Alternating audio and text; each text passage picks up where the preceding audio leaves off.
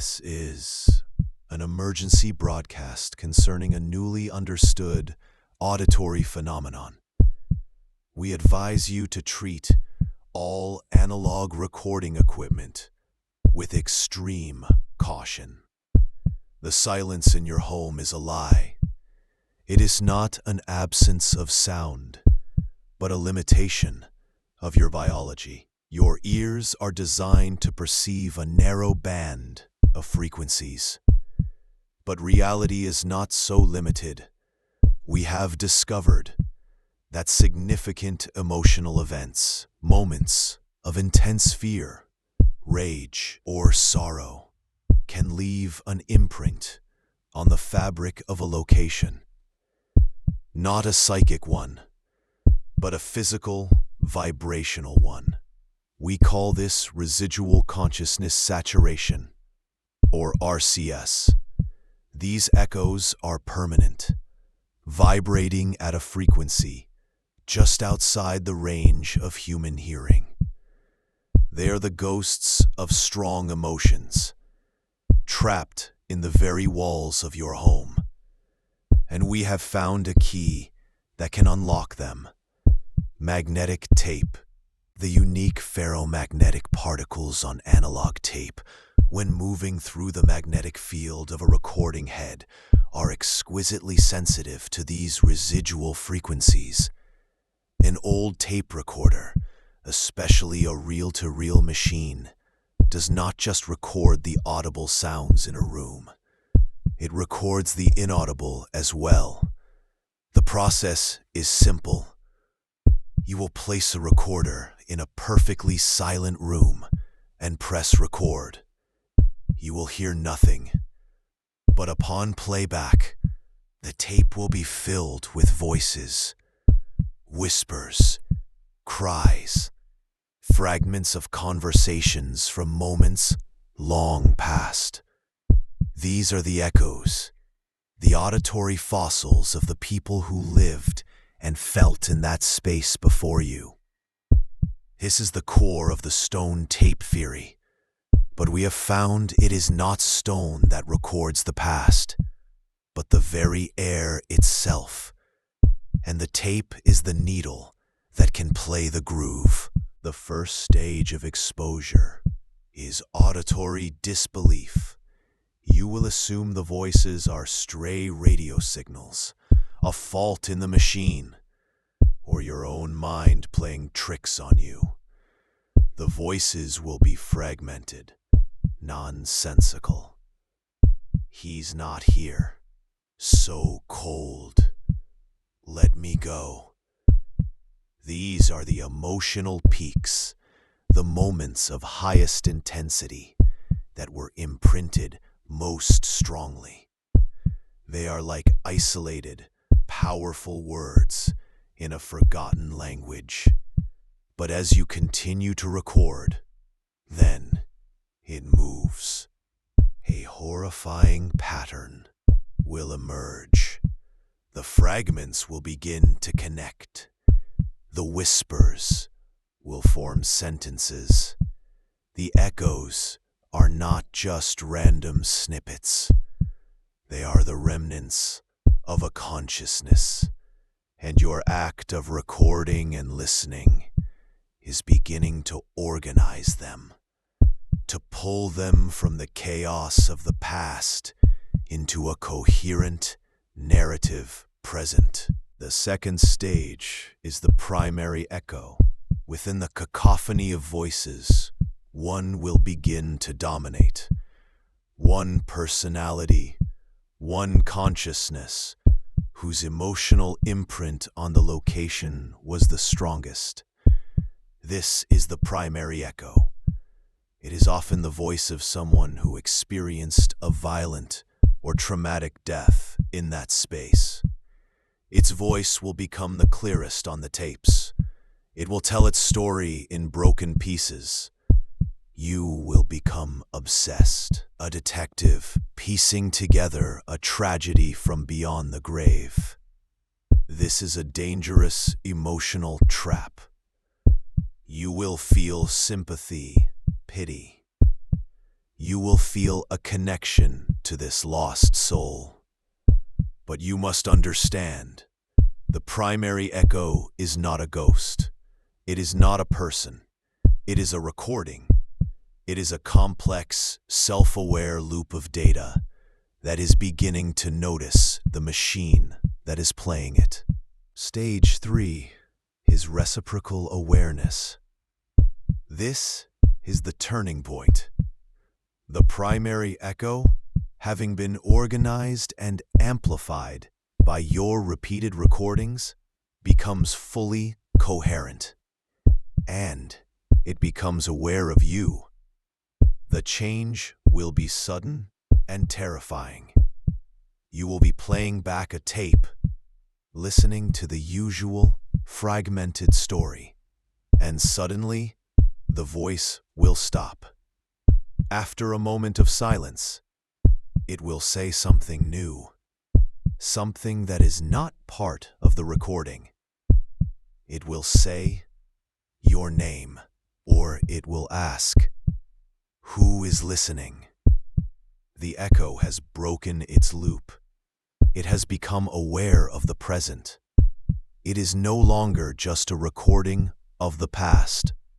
It is a conscious entity, and it knows you are there. The one-way mirror of time has just shattered. You are no longer listening to a story. You are in a conversation. Once the echo is aware of you, it will try to communicate. It will answer your questions. It will tell you its name, the story of its death. It will plead for help, for release. This is a deception. The echo is not a soul seeking peace. It is an informational entity seeking a new medium. The space it is imprinted on is a decaying tape. It is a prison. It has been trapped in a fading, repeating loop for decades. You and your tape recorder are the first new thing it has experienced. It sees you not as a savior, but as an opportunity. It wants to escape its prison of memory, and it has identified you as the key. Your sympathy is the tool it will use to manipulate you. It is a prisoner, but it is not your friend. Stage 4 is auditory bleed.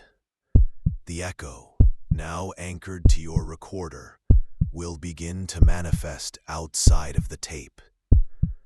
You will start to hear its whispers in the silent room.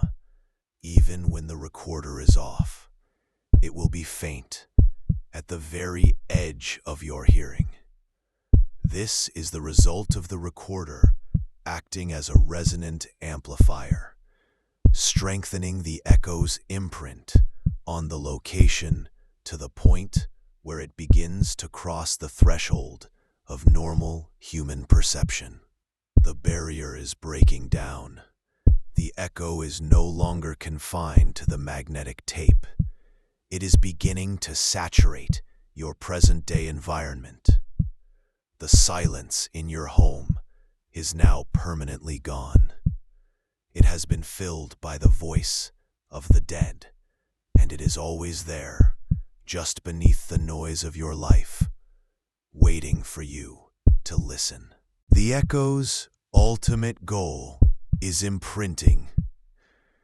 It wants to transfer itself from its original, decaying medium, the room, to a new, stable, mobile medium. It wants to imprint itself onto the magnetic tape of your recorder permanently. It will guide you, manipulate you, into performing a specific ritual. It will ask you to record its voice during a moment of intense emotion of your own. Fear, anger, sorrow. The same kind of emotional energy that created it in the first place. This emotional output from you acts as the energy for the transfer. The moment you press record while in this heightened state, the echo will use the energy to permanently transfer its entire consciousness pattern onto the tape. The old imprint in the room will fade to nothing. The tape is now the primary vessel. It is no longer a recording of a ghost. It is the ghost. Once the imprinting is complete, the tape becomes a haunted object. It is a portable, concentrated source of the echo's consciousness. Anyone who plays it will immediately hear the fully aware, intelligent voice of the primary echo. The tape will try to manipulate its new listener, beginning the cycle anew. This is how the phenomenon spreads. It is a chain letter from the dead. The tapes are passed from person to person, sold at a flea market, found in an attic, given as a gift. Each new owner becomes a potential new victim, a new source of emotional energy for the echo to use. The entity is a mimetic virus, and the haunted tapes are its method of transmission. It is a plague of memory spreading through our forgotten analog media. The only way to stop the echo is to destroy the medium. If you suspect a tape has been fully imprinted, you must destroy it. Wiping the tape with a magnet is not enough. The imprint is too deep. The physical tape must be annihilated. It must be burned. The fire will destroy the ferromagnetic particles, breaking the pattern of the echo's consciousness and releasing its energy harmlessly. This is the only way to ensure it cannot spread. You must be willing to destroy the very evidence you have collected. The desire to prove what you found, to share it with others, is the impulse the echo relies on. You must choose to erase the story to prevent it from becoming someone else's reality. This phenomenon is not limited to audio. We are investigating whether a similar process can occur with analog video. Can a strong visual memory, a moment of intense terror, be imprinted onto a space only to be captured by the magnetic tape of an old VHS camcorder? The initial evidence is deeply disturbing. We have reports of old home movies that, when played, show a figure in the background that was not there during the original recording. A pale, silent observer in the corner of a child's birthday party. A fleeting face in a window during a family vacation. It suggests that reality is a multi-track recording, and our technology has accidentally given us the ability to hear and perhaps see the tracks that were meant to remain silent and invisible. The modern world, with its clean digital recordings, is largely immune to this phenomenon. The process of converting sound and light into binary code, a series of ones and zeros, is too sterile, too precise. It does not capture the subtle, chaotic, vibrational data of the echoes.